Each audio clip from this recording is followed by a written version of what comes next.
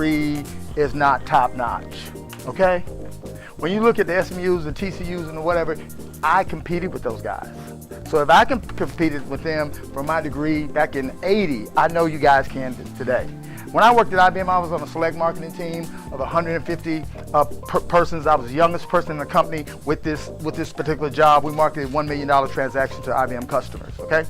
And my contemporaries were SMU, TCU, Texas, Florida, Rutgers, Syracuse, and Michigan. I not only competed against those guys, I surpassed them. So always know you have a superior education. One thing I'm gonna tell you about success and achievement is talent is overrated. I didn't come out here with 3.9. I have 160, 170, almost 200 employees. I didn't have a 3.9, I didn't have a 3.5, I didn't have a 3, okay? Talent is much overrated. Mozart was not this gifted savant, this genius in music. At the age of 3, Mozart has practiced enough as if he was 20 years old. Tiger Woods. This is what Tiger Woods did in the 3rd grade. He got up at 5 o'clock in the morning. He went and played 9 holes of golf. He went on to class to the 3rd or 4th grade, came back after class and played another 9 holes of golf. In the 3rd grade. What were you doing in the 3rd grade? I know I wasn't doing that. People say practice makes perfect. That's wrong. Perfect practice makes perfect, okay? Tiger Woods had just won the tournament one year, flew back to his, on his private jet back to his own personal mansion, and he starts watching a tape of today's activities from where he had played. 1 hour passes, he's talking on the phone to his agent, to his assistant, signing autographs. 2 hours pass, 3 hours pass. And he has the tape running the whole time, but he's not really looking at it. But he notices on the tape, he stops it. Now 3 to 4 hours into this process, he stops the tape.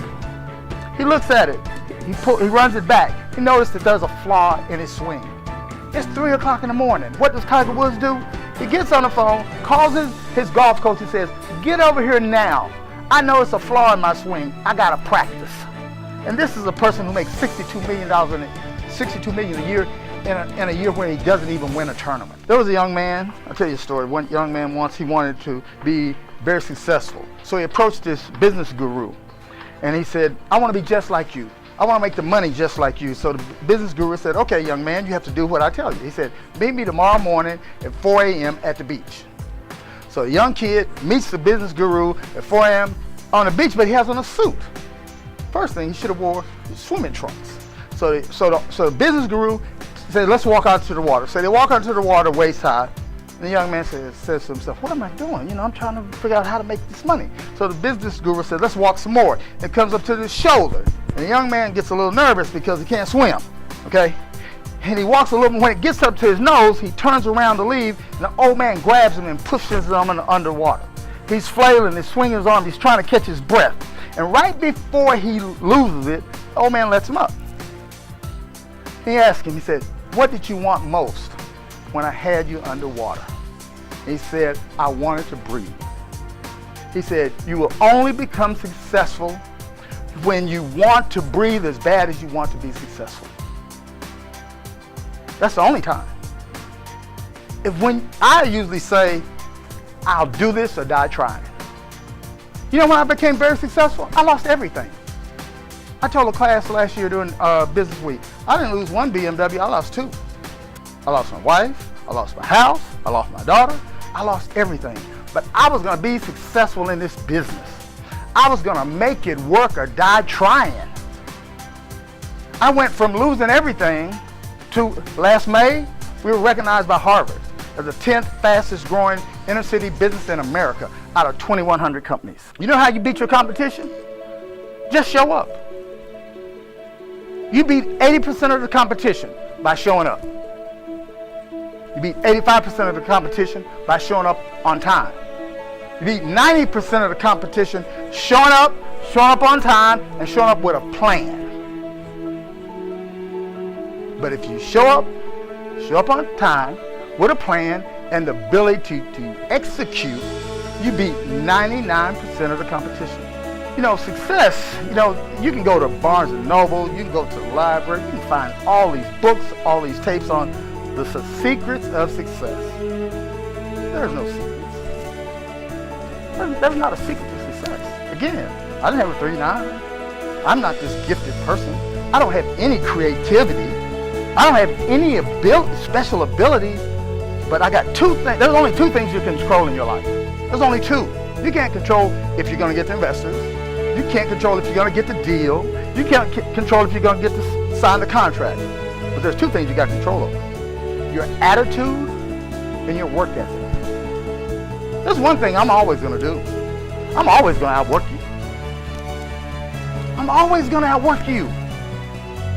That's it. I know I am. I know I'm not smarter than you. Okay? I know I'm not creative. I'm not super smart. But I know I'm going to outwork you.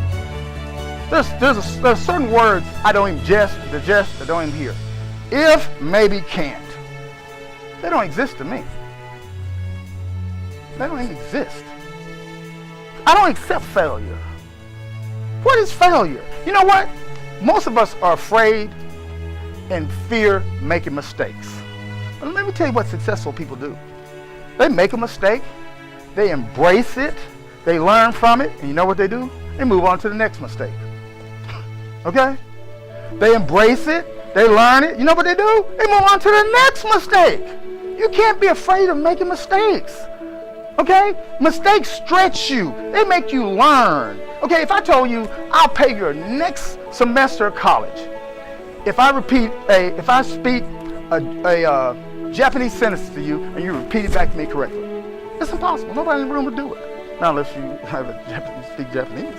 Okay? So, learning is essential. Failing is essential. Thomas Edison, light bulb. 10,000 tries. 10,000 tries before he got it. But he never looked at, he failed 10,000 times. What he saw was, he just knew 10,000 things that didn't work. Your attitude. Sometimes, to be really successful, you have to think less and do more. Thinking can be the enemy of doing.